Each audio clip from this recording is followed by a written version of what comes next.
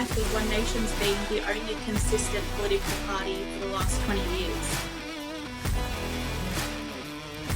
They're not talking about you. All right. Well, let me tell you, One Nation is talking about you. It's like the media's run away from One Nation. They're too scared to ask us any questions, mainly because we're straight talkers and we've got the answers. This is like a call to arms. You guys need to start making the real decisions and who you're going to vote for. Hey everyone, we have Lyall Swim, our first international guest, which is very exciting, all the way from the United States of America. Welcome, Lyall. Yeah, how are you? Thanks. You want to tell us a little bit about yourself?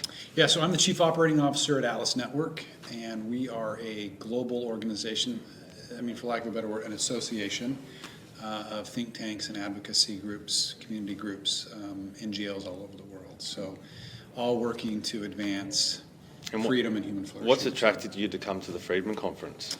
So Atlas has been involved for a long time. You probably heard some of the initial engagement, but Tom Palmer, who's my colleague who's here, in a conversation with Tim, back in 2013 maybe, brought up, hey, you ought to find a way to get some folks in the same room, and out of that grew the Friedman Conference. So this is my third year. Typically, given what we do, we'll try to come in a few days in advance and get our partners that are here in Australia together. And we did on actually a summit before where we were talking about kind of some of the strategic issues of where does the freedom movement go, and where can we be more successful, and where are there gaps, right, where there may be strategic human resource gaps or capabilities that we're not fulfilling, and some of those came up, and then game planning, how do we go about building those, adding those, is there a new organization that needs to come about, and how do we do that? So, does the Atlas Group, and do you have members where people they could help with minor parties or something like that, where they could help volunteer? So yes and no. Right. So let me qualify that so I don't get in trouble with the IRS. None of our partners are direct affiliates of a party. Right. So they're from a legal standpoint, we don't endorse candidates, we don't endorse parties, and if a partner goes that direction, then they lose their partner status. Okay. Now the yes part of that is that most of our groups are working with whoever will come to the table to provide solutions.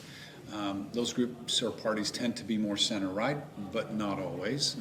And so they'll provide legislation, research, advocacy, whatever they can do to move policy forward. So we tend to say our groups are party agnostic. We're more about policy and principle than we are about party, but there is a recognition that to get something into law, you need to work with the parties, you need to work with who's in power, the regulators, the elected officials, and so oftentimes they will. They'll work hand in hand with them, not so much to endorse, but to enable and to provide good data, research, policy recommendations to help them. When you bring up the freedom movement, obviously we know what that looks like here in Australia.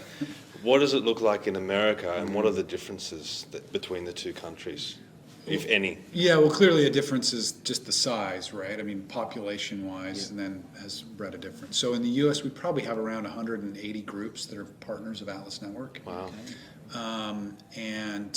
So again, just the sheer size and the way the structure is, we have groups that are focused nationally, but then we also have, in almost every state, I think there's actually at least one group that's just focused on policy in that particular state. So that federalism dynamic, I know there are some differences between the states here in New Zealand and the federal. I think one of the major differences, I think states in Australia can't levy taxes, if I'm not correct. Not like personal income taxes. Yeah, they're limited in terms of their There's certainly a lot of state taxes, but it's not like So in my state in Virginia, I do have, in addition to sales tax and property tax, I do actually have, I think it's like a 5.5–6% personal income tax that I pay. So their taxing ability is a bit different. Now, Texas and Florida don't have any state income tax, right? And they try to sell people, come here because you're not going to pay state income tax. Wow. So it does allow for a level of tax competitiveness and competition between states, which our groups have tried to effectively use to reduce taxes. Like Florida is an example of that, right? Yes, like I said, and Texas. I think Nevada has no state income tax. Yep. So wait a second. Sorry. Imagine So that. wait a second. So just let me set this clear. One second. Wait. Yeah. So you can work, and you pay about a 10% tax all up out of what you earn, that property tax and that other tax that you mentioned, 6-something%. So there's multiple. There's sales taxes, right, which are transaction taxes. So they're on. That's like a GST tax. Is that when you? I've been to America, I think twice, a long time ago. So if you buy something for $5 and then there'll be a tax on top of that, not on the ticket price, that's at the register. Yeah. Okay, so that's your tax one tax that you pay, and then you pay a property tax. Yep. If you own a car, if you own a house, yes, typically you're paying an annual tax on that particular asset. Okay, and is that based by income? No, it's based on the value of the asset. Okay. So if I own if the property tax is 1% on an annualized basis, if I own a $100,000 home, I'm paying $1,000. If I own $1 million home, I'm paying $10,000 a year in property taxes. And you said it applies to vehicles as well. Yes. So is there a limit on that? It's like, does it have to be? So typically, because the value of the asset goes down, most states have it structured that as the value goes down, the amount of tax you pay on a yearly basis. Like a depreciation. Obviously, same thing on a home, right? And that's one of the problems. If you do have a market where if it goes up, you can have property tax go up really quickly and steeply, and it really hits fixed income people, right? In some of these metropolitan areas that over the last 25, 30 years, you have these retirees or people who've moved on to fixed incomes. The real estate appreciation in some of these markets is as high as 70-80%. And so that cost of living has been massive. So obviously when you have a home So loan, basically, we talk about it. We're renting our property from the government. yeah. There is a level of almost that if you don't pay it, you don't know. Government ownership. Yeah, 'cause They'll come in and take your property. We would understand that, like with having a home loan with a variable interest rate, and if the interest rates go up, suddenly you have to pay more. Yeah. But essentially what you're saying, even if you own your home and the price of that home increases, the capital of that home increases, you're paying more tax.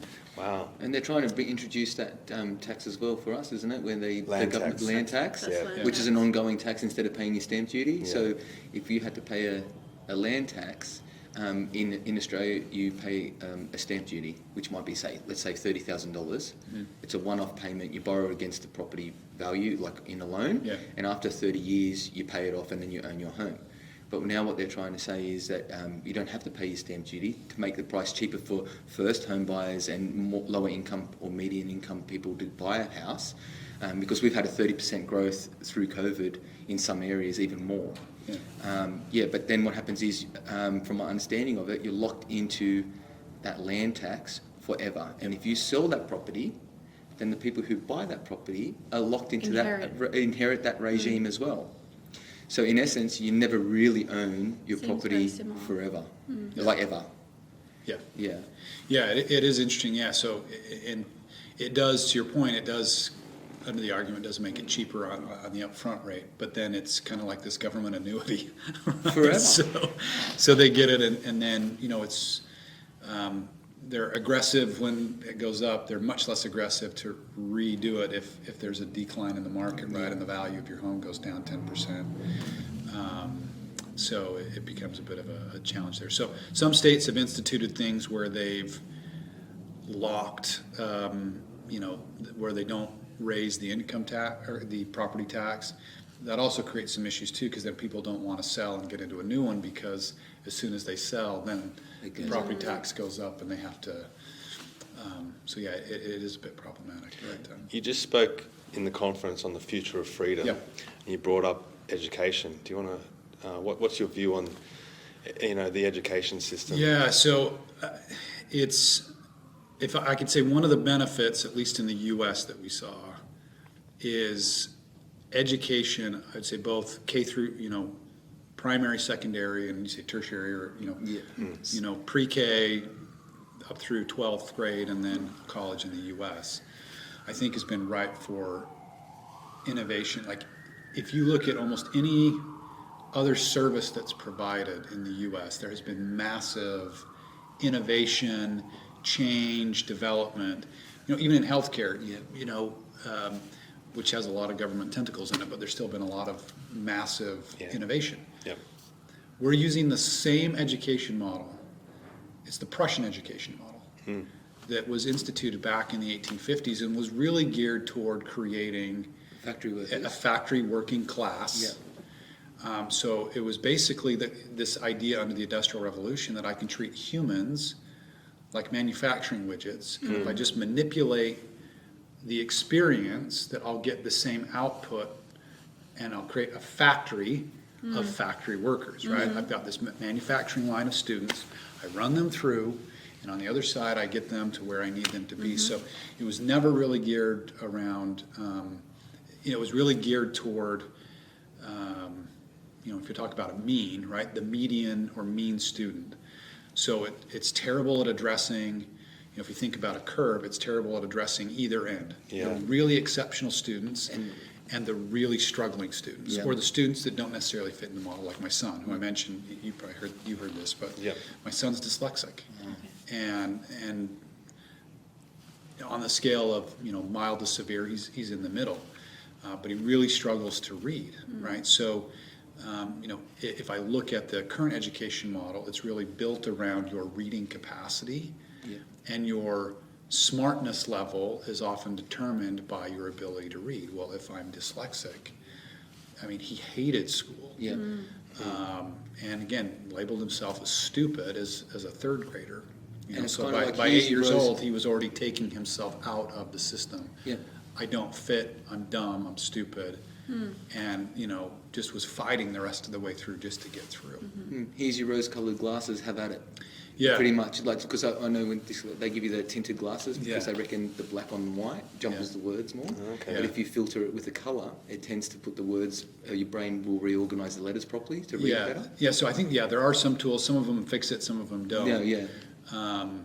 But yeah, so but in terms of in terms of like spatial intelligence, he has incredible spatial intelligence. So kind of the ability to see patterns and, dynamics. My wife said, he can organize something better than anybody in the house, again, because he can just see how it all fits together and then put things together. Like, he's an amazing Tetris player, right? So, which is a very spatial game, right? How everything fits together. Yeah. His intelligence, but that kind of intelligence and development of curriculum and education system, because that's not the Prussian model, it didn't know what to do with that. And, even in that model, if you think about it, and we see it even today, in terms of a lot of the advocates for the public school system, they themselves do not put their children in that system. And in the Prussian model, again, the educated, wealthy class did not send their kids. So you embed this structural inequality.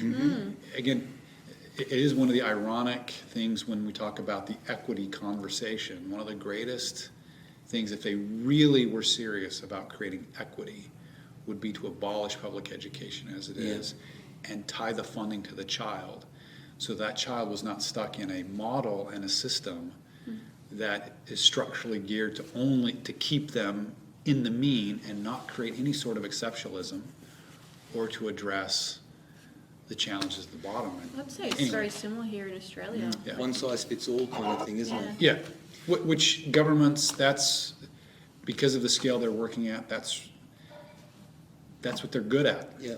And I was going to say, it's funny because that's where we've kind of lost the innovators, because intelligence, so dyslexic people are quite creative. Yes. You have a look High number of entrepreneurs That's right. are dyslexic. I believe Elon Musk Yes. is dyslexic. Yes. I believe Ozzy Osbourne is dyslexic. Yep. So you've got somebody who's really great with numbers and can run businesses, and he's the richest person in the world.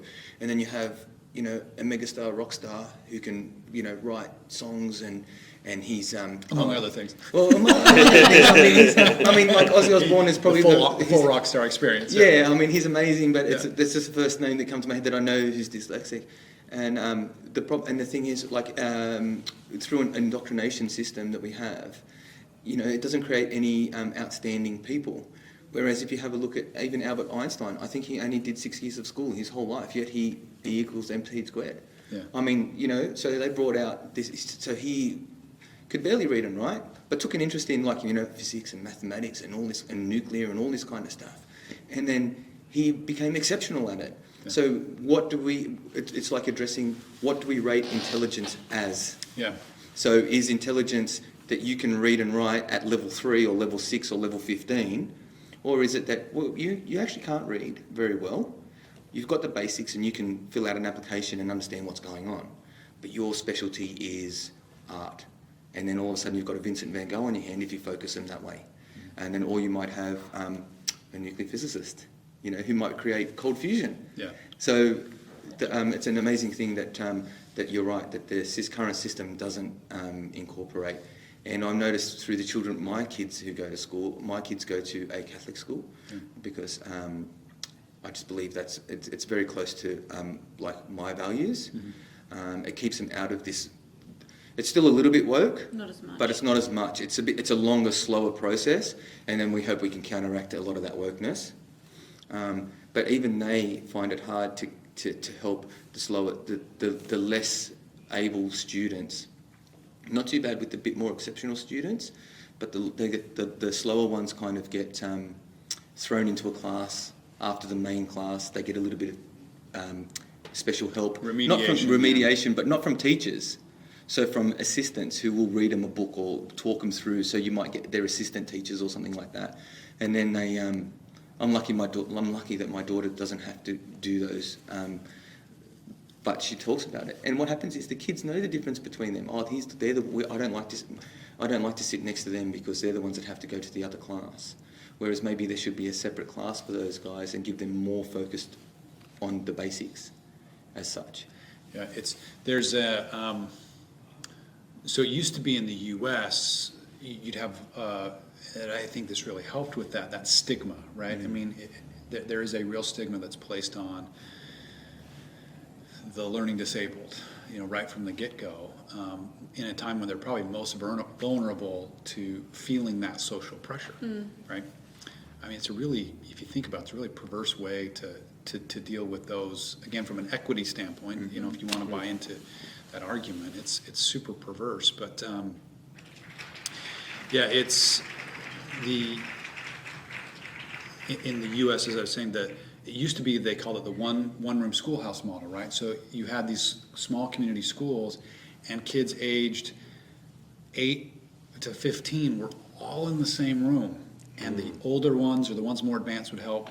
You know, depending on the time of day, you know, the 8-year-old was doing better than the 12-year-old, and then another time of the day, the 12-year-old was doing better and there was a lot more fluidity.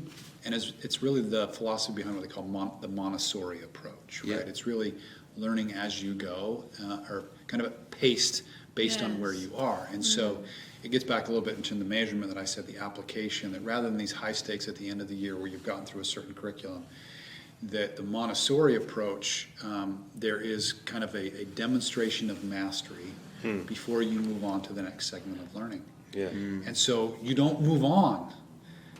And that's... So I can fix, if there's a learning gap or there's something that's been missed, I can go and I can fix that. And then the student gets to move on. And if they get through 3 years of math in 1 year, great. Nothing holds them back from that. And so I was in that kind of a school environment. We had I went to a private school for a few years. And you know, there was a kid in there, and he was probably in 4th grade, and he was doing like algebra. Wow. Just brilliant. His English stuff, was at the 1st grade level. I mean, it was terrible. Right. But a brilliant math mind, right? But that room, and there were 3 grades. We had 3rd through 5th grade.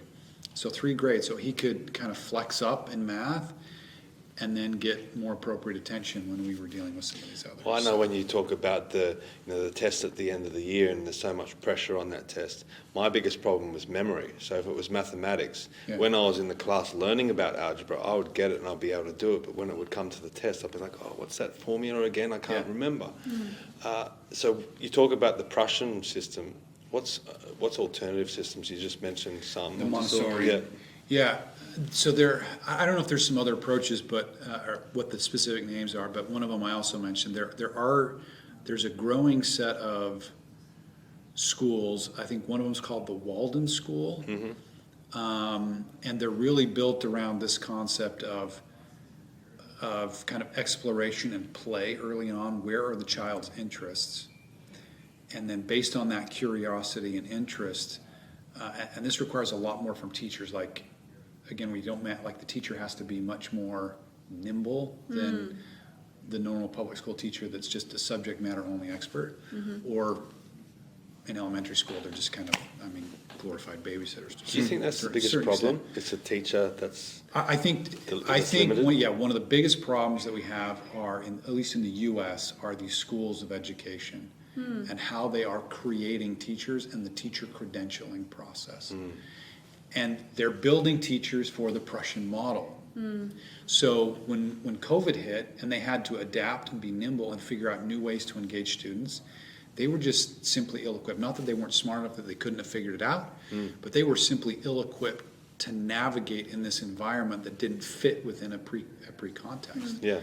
So the Waldorf School and some of these others, again, it's really based on the curiosity. The child then comes and says, I want to build a chair. Yeah. In order to build a chair, what do I have to learn? Yep. I have to learn some math. Yep. I have to learn geometry. What's a right angle? And if I don't want the right angle, what will support the chair? And this isn't, what will be the most comfortable chair? And how do I want to do that? And so they'll take the curiosity and then wrap curriculum around the curiosity. And so the student wants to learn it because they want to go and do the project. And how much more interested are you, just as a normal person, when you have an interest in a topic, you will learn it. It's not even learning it. It doesn't feel like school. No. Right. So you read it, you'll absorb it, you remember it, and everything just works well. I just want to get back to one thing as well about the teachers. Okay, so the teachers, Mark Latham, the New South Wales leader for One Nation, he did a speech, I think, at Parliament House, and he was saying that we have a problem with our teachers at the moment, is that they will be a science teacher teaching science who never actually specialised in science, or mathematics teachers who's never actually specialised in mathematics. So you're having them teachers who are only a couple of pages ahead in the textbook of the student. So with doing the best they can, that's the way they've been taught, and it's not on. I agree that it's not on them. It's the system. So if they're educators, so you're talking about being nimble and being able to adjust. So just like you were saying about a child building a chair, you would need a teacher that would have artistic skills. You would need a teacher with mathematics skills, with construction skills, with even able to how to use tools and all those kind of things. To build a chair is much more than just going, here's a plan, have a go. You have to be able to interpret it. And if the teacher can't do that, it's very hard for them to teach the student. Yeah, it is one of the... it's easy to talk about some of these reforms, but it's even... There are so many systems that are built around that reinforce the current model that it is hard to change, right? So what's the interim solution? I think that's actually one of the challenges, I would say, for the freedom movement is, how do I take the here and now, and I have the ideal, and what's the progression that gets me from where I am here and now to the ideal? So this is an example where we didn't really think through this well, and I was on the losing end of this. I mentioned briefly. So in Utah, I worked for a think tank, and we were trying to get vouchers passed, and we were able actually through the legislature to pass a universal voucher. Now it was indexed to income levels, so if you were making over a certain amount, you got like $1,000 a year, but if you were below the poverty line, you got like a $6,000 voucher, right? Wow. So it really accounted for the income disparities, because we knew there would be those like, well, you're just trying to help the rich get private education and they're going to pay for it anyway. So we're like, no, actually, so it really helped eliminate that. Not that the teachers unions and the others still tried to pitch it as the rich person's education bill. So we got it passed through the legislature, and they picked Utah, where I live, because, well, it's the most Republican state. It was like the Republican governor won with like 75% of the vote, right? It was massively Republican. So Republicans like school choice. And so it passed through the legislature, but then there's a process in Utah called referendums. And referendum allows the people to say, I don't like that law, and I want to overturn that law. Yeah, okay. And so, the teachers, so, and there's, for me, I think it's a good outlet, it's a good check. There needs to be a high bar for that. Like, it shouldn't just be, I don't necessarily want the public legislating on a regular basis. No, I do of believe course. more Republican government that way, small r Republican. But there was a threshold, I think, in Utah. I think it's like 10% of the electorate in each county, so it has to be representative. You can't just go to one place and get a bunch of signatures of the last gubernatorial election. So I think it was something around 100,000 signatures that they had to gather, and you have about 3 weeks to do it. So it's a meaningful task, it's doable, but you have to be energized and you have to make a pretty compelling, clear case to do it. Well, the teachers' unions are very well organized, right? They came up and I think they ended up getting almost 200,000 signatures. Wow. And I knew at that point we were cooked. We were going to lose at the ballot box. And we did. We lost something like 65 to 45. So almost the same majority that voted Republican for the governor. We had a similar kind of landslide defeat. And I think it really got to this fact that the universal voucher created too much disruption from what was the current state of affairs. So in Utah, at that time, only 3% of students were in a non-government school. So that 3% was homeschool and private school. So you were introducing a bill that would shake the landscape for 97% of students. Wow. Just from a practical standpoint, where are they going to go? Right? There's no infrastructure, there's no Montessori schools that could make up for whatever those students wanted to do. You know, there weren't enough teachers trained in the correct way, there weren't enough, and so it was just far too disruptive. And in a lot of these small towns, another one ignored, in a lot of these small towns, guess who's the biggest employer and what's the center of the community? The state, like school. It's the state-based school. Yeah. Right? And those teachers have credibility, they have influence, so we ignored, speaking of the diffusion curve that I introduced, we ignored all sorts of lessons from innovation diffusion, which, is an area that, as I go back and I did kind of the post-mortem assessment after I did my dissertation, like failed here, ignored here, ignored here, ignored here, we should have expected to lose. I think now in Utah, if you look at charter schools, which are still government schools, but it allows them to be have a focus on drama, or on music or math or some other things. They can kind of specialize and do some things or have a little bit more control over what they want to be. So parents can choose to go to that school. Yeah. So there's a choice option exercised. It's like a performing arts school, I think, here. So they can then focus on a certain, still do the basics, but still have a focus. Yeah. One of the themes. So anyway, that's now 20%. 20% in Utah. Oh. So now 1 out of every 5 children. So in any given neighborhood, like when I went to private school, I was one of the weird ones. Yeah. Right? Oh yeah.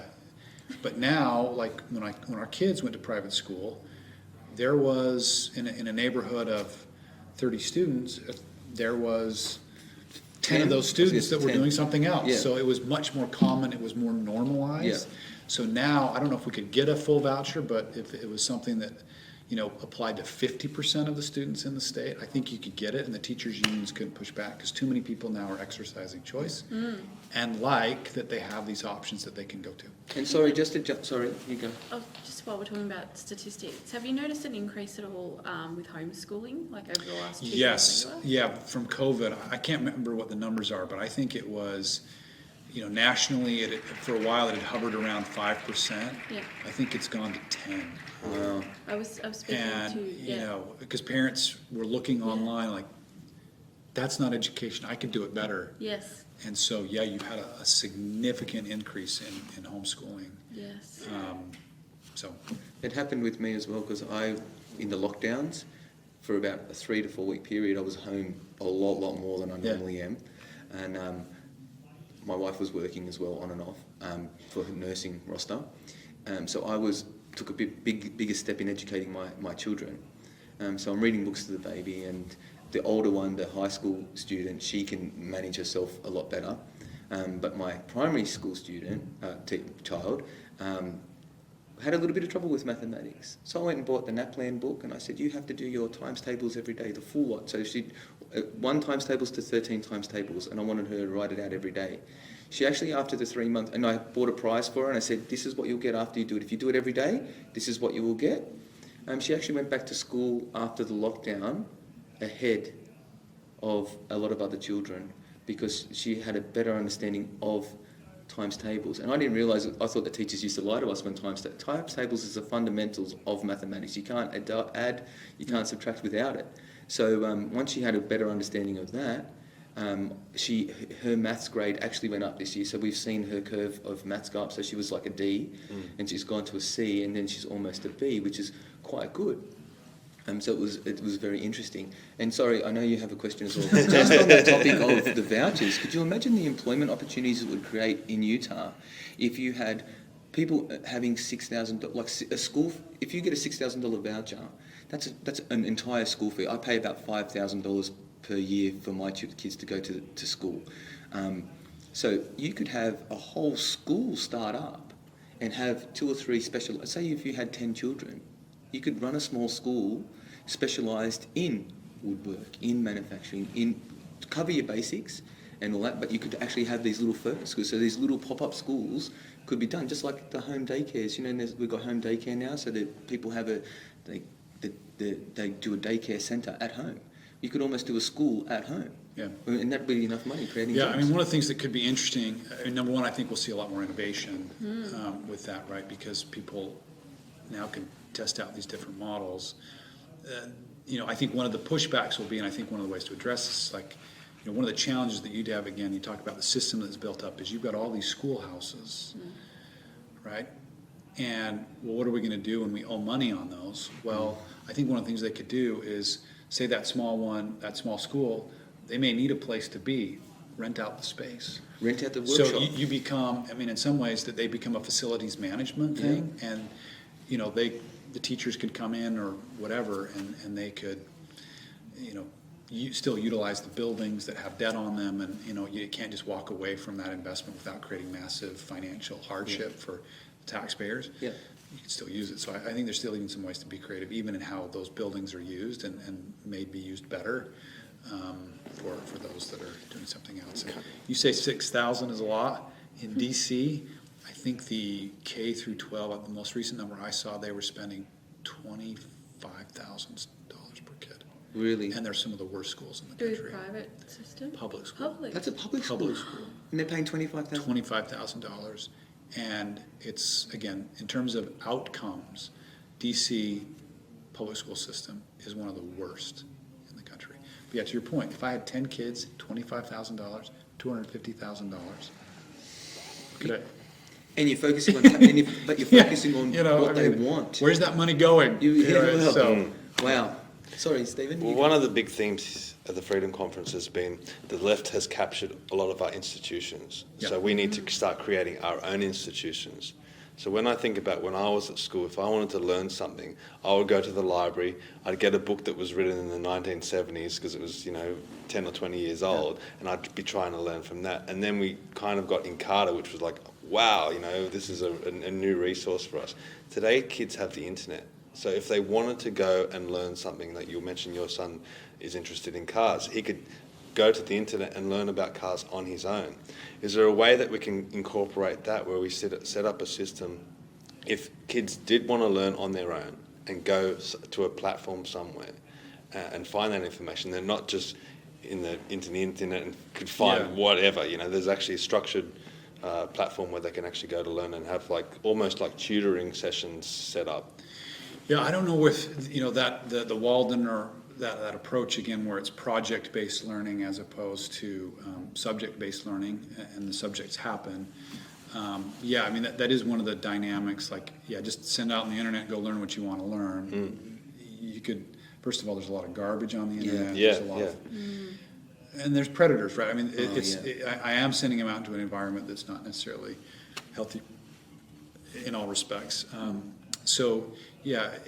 Again, with the innovations, it would be interesting to see if I unlock that innovation, how different schools, because we keep talking, they've talked about technology as a revolution in schools, but if you look at how technology is used in schools right now, it's very clunky. the outcomes and impact that it's had on student learning has really been mixed. You know, is it just a platform to get more Apple computers in kids' hands, or is Dell or Hewlett Packard or whoever's And doing a lot of it? the time they use it just to keep the kids controlled. Yeah. You know, because otherwise they'd be... Again, it's a babysitting Yeah. mechanism. Yeah. So what could we, in that environment, when somebody really does say, hey, listen, how are we really going to turn this into a tool, a collaboration mechanism, a tool, whatever, you know, gamification, game, you know, turning things, learning into games and different stuff that way. Yeah, you in mentioned your meaningful son ways. So, loves baseball, so when you apply my second son. when you apply baseball to mathematics, he gets it. Yeah. Yeah. Yeah, I mean, he's looking at the tables, right? I mean, it is, you know, but even, I mean, you can look across the board. Music is mathematical. Yeah. You know, there's even aspects of English and poetry that are mathematical. Okay. I haven't made that Right. link, but I haven't made that link personally, but You know, so, yeah, so I think there's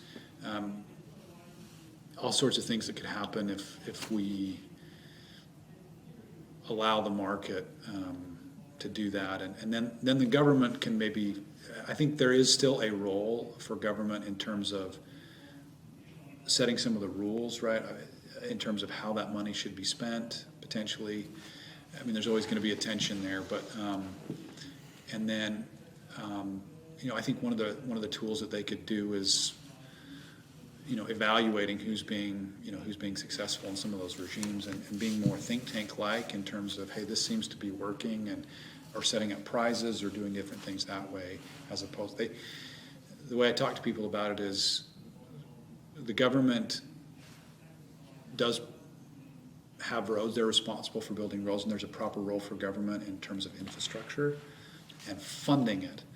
But they don't have to be on the ground rolling out the asphalt or the concrete, right? Let the construction company that's really the expert in that bid.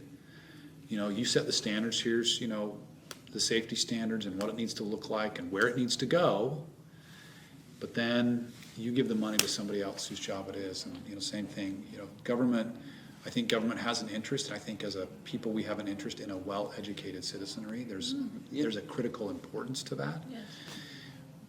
But government can fund it, but that doesn't necessarily mean they have to be the purveyor, right? They do not have to be the one delivering that service, although they may be the funding mechanism that enables it.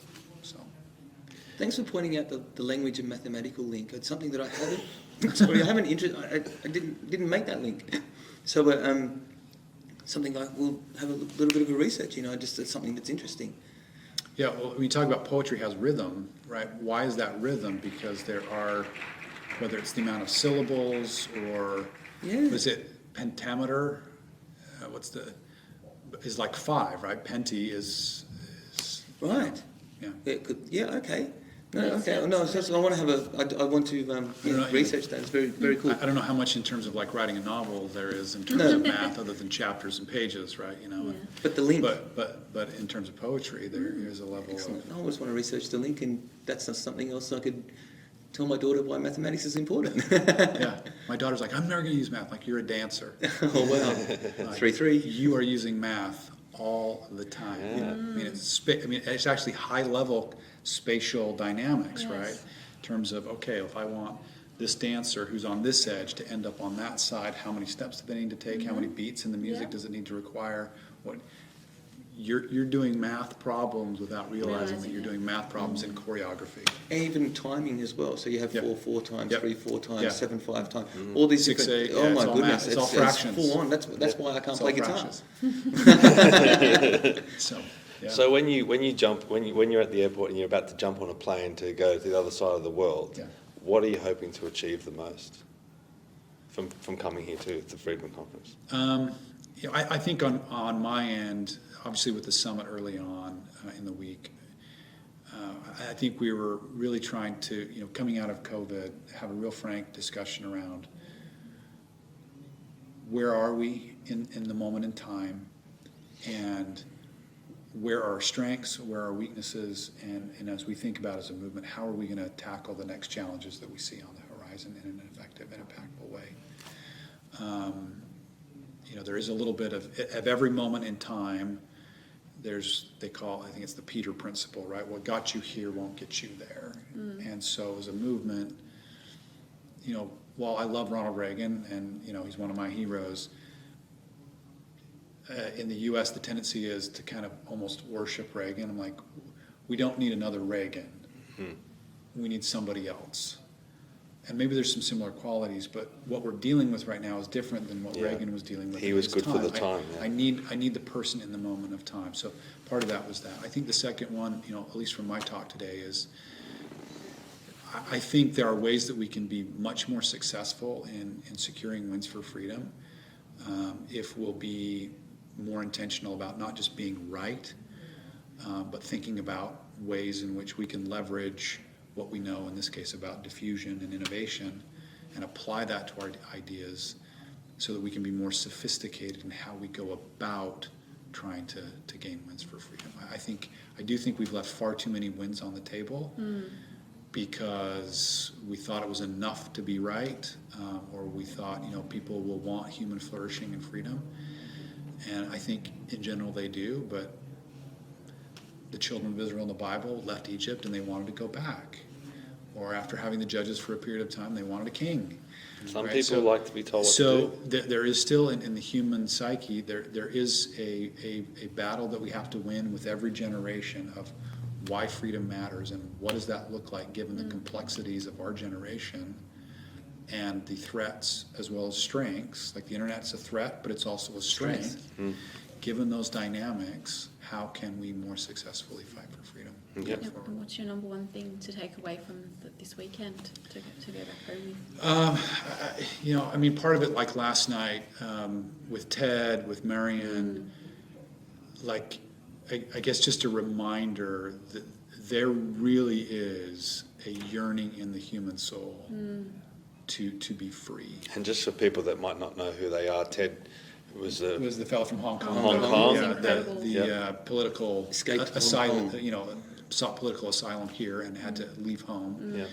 And Marion is a member of the Ukrainian, he's a member of parliament in Ukraine and fighting back on the Russian incursion and military action there. So I think for me, you know, I'm looking around the room with the folks in the room. I don't get the sense that people are satisfied. You know, as I'm having conversations, people want to win, and so.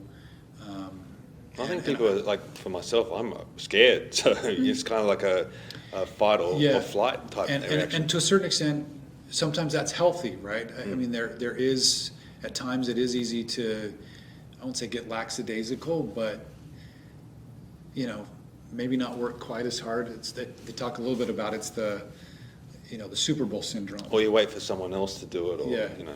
Or the Super Bowl syndrome, so an athlete, they win the Super Bowl, and the next year they're not as good. Yeah. Right? I achieved that, right? So there is this tendency, if things are really good and we've had some major wins and successes, I maybe don't work as hard, I maybe don't work out as hard, I maybe don't watch as much film as maybe I should. And I think as a movement, you know, broadly, I think COVID was a real wake-up call. Yes. That freedom in some of these places that we thought we'd won the debate, we have to go win it again. Yeah. And so from my perspective, I think there's not a defeatism, that there's a healthy sense of looking in the mirror, and there's kind of a reawakening of the let's go fight. And I think that's healthy. I think that's good. We maybe needed a galvanizing moment like that. Oh, yes. That could have been worse. Yeah. There were still lots of ugly portions, but could have been worse. Could have been a world war or something. It could have been a world war. Civil war. It could have been a civil war. Yeah, whatever it might be. In past generations, that's what it would have been, right? So is COVID our wake-up call? And I think for a lot of people it was. And I think that's a good thing for the freedom movement. And I think in the last federal election, even though the Freedom Parties did increase their percentage overall, obviously no one really got seated or to make the difference. So the good thing that can come out of this, and I guess it's a positive based on a negative, is that now people are going to feel the pinch just that little bit, and we might not feel the full brunt of the pinch, but then people will wake up and realise, well, wait a second, I did want something different, and we thought we did something different, but it wasn't the right different. Yeah. You know, I know that's a lot of differences, but you know, that's It'd be right. like in the United States, everyone's feeling the pinch now under the Biden administration. Yeah. Well, the challenge was for years, even going back to the 2008 crisis, like you can't spend money like this and not have inflation. And the challenge was coming out of that, we didn't really see it. And so, well, maybe, and I think there's some reasons for that in terms of how the Federal Reserve actually was spending, but also paying off some of the interest. So there were some mitigating factors where maybe it wasn't as bad, and the economy kind of came back. But now, those of us that were saying for lots of years, if you spend like this and you have massive deficit spending things, there are repercussions when government takes action. And then the heavy hand of the government, right? Like under the guise of keeping you healthy, what were they willing to do? And so I think they're both economically as well as kind of the power of the state. I think there were some healthy wake-up calls where there were just many, again, I would say my generation, while I appreciate it, I don't think many had seen it. I lived in Russia for 2 years in the early 90s, so I saw the residual effects of what communism did to destroy family relationships, confidence. There was no civil society in Russia. It was the government, and that was it. And so I really saw the vacuum living there of what that was. And it was the wild, wild west, at least under Yeltsin. It was much freer than under Putin because, Yeltsin was drunk half the time. So he didn't really care what was going on. But so I think, again, just more reasons from my perspective to be optimistic that, we've kind of been slapped around a little bit. And yes, we have suffered some losses when it comes to our freedoms. But as human creatures, right, unless sometimes we need that moment of pain to say, okay, I didn't like that. Maybe we'll try something else. So I think coming out of this, I think there is a real window of opportunity if we'll seize it. Yes. I said if we'll, like I said, do some of the things I said in there. We'll change what we, redefine the words and redefine what success looks like in a range of these areas, and not let the left do that. Because if they're able to define success and own the lexicon, then we'll keep losing. This is maybe what conservative people needed. It's a wake-up Yeah. call to band together, just like the Friedman Conference. Yeah. We're all here because we are conservative, centre-right, or, Yeah. there's varying scales of that. Some people say up and down, and there's Yeah. a few different things. But, we're all here for basically the same reason. And it gives us strength that we can know that I can go back to my community and go, well, I know that there's 200 or 300 people who are feeling the same way. We've got organisations like Atlas that are there. Well, and maybe it's, as we go back, I guess the hope that I have is that people go back and say, okay, there's 200 or 300 people, how do we make that, how do we double that next Yes. year? And then how do we double that the year after that? Yeah. Right, that we're not just happy with how many people are in the room. Like, it's good to be back, and it's good to be amongst friends, but I want more friends in the room. 100%, absolutely. Agreed. Yeah. So one final question. Should it be Trump or DeSantis or someone else? If I had my pick, I'd say someone else. Yeah? Yeah. Definitely not Trump. Why not Trump? I think there's a few reasons. I think number one, from a philosophical standpoint, there is no root there. I think we were fortunate under the previous administration. There were enough people that he brought on board with him, and the Federalist Society, for example, on the judges front, that he listened to them. But he was actually very mad because many of the judges that he put in were the ones that turned down his election fraud request because the rule of law said, listen, you don't have a case. And I think he thought he was appointing people that would do his bidding as judges. So there is, from my perspective, there's an authoritarian bent in Trump that I think is problematic. And I think his inability to craft a positive forward message. It's all been about, if you look at his activity recently, and really since he lost the election, it's about airing grievances. To me, that is not a message that wins elections if I'm about winning elections and moving forward. And we saw he lost in Georgia after, right, the two senators that lost. It's been a real mixed bag in terms of the candidates.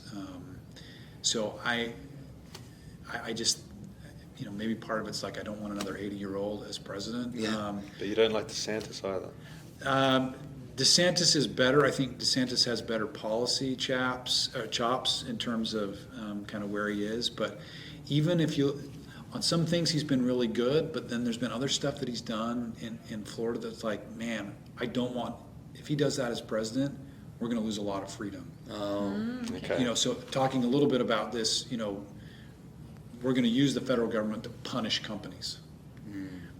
And while there are Republicans going, yeah, let's do it. It's great when our guy's in office, but when they're not in office, I don't want Biden having that kind of power to ruin the lives of businesses. So there's still this temptation. So if I were to say a third person that I would look at that, you know, and for me, maybe it's just, you know, my dream that, you know, I think there is a Margaret Thatcher in the U.S. in the wings, and to me it's Nikki Haley.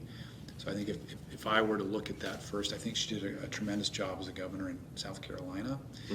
I think she was really effective and showed some real backbone, even to Trump, right? It's like, listen, as the ambassador to the UN. So I think she's got some good foreign policy understanding and, you know, stood up to the unions in South Carolina, was very good economically, much more open, I would say much more free market Republican than where I feel like, I mean, again, DeSantis was good on COVID, but on some of these other things, like wielding the power of the state to just take it out on your enemies. Very dangerous. To me, that is just, you start doing that and man, that is a bad place for us to be. So, Because you don't know who's coming next. Exactly. a good leader doesn't necessarily mean another good leader will take over. Yeah. And give them the power. Yeah. Then they could use it for the bad. Yeah, I mean, Trump came in and he wielded the executive authority, right? I mean, here's all this stuff, and what did Biden do the first day he was in office? Pulled out the executive power pen and overturned a bunch of the stuff that Trump did, and so there needs to. I don't know. I mean, DeSantis is a former member of the legislature, right? So I think he understands the legislative process. I'm not sure if DeSantis. I guess part of it for me is I don't want another angry politician. That's fair. Yeah. I think our principles are principles of hope, of, I would say, happiness, I would say of joy. And I think that is the one aspect of Reagan that I think if we could find somebody similar is, and Obama did a great job with this. I mean, to his credit, he was very aspirational. And I think in our moment right now, we need less anger and more hope. Healing. Yeah, more aspirational dialogue as opposed to divisive, angry, Yes, divisive. I'm going to stick it to you dialogue. So how can people follow you or you know? So maybe the best way, from a Twitter standpoint, it's just my name. It's at Lyall, Lyall Swim, SWIM. It's amazing how my last name gets misspelled as much as my first name, which you wouldn't think would be possible. Swim is so easy. But, Maybe the first name throws it off. It's too easy. Swim's not a real. Swim's not a real. That's not real. It's got to be like 2 M's, or it's got to be Schwinn, or it's got to be something. Yeah. So they follow me on Twitter. Atlas Network is another way. So atlasnetwork.org, and where we're doing more of what we're in that way. But that's probably the best way. Awesome. Oh, this has been really interesting. This chat. So thank you very much. Thanks for taking the time. Yeah. Thank you for your time. Much appreciated. Hope it goes over well. Excellent. All right. Lovely.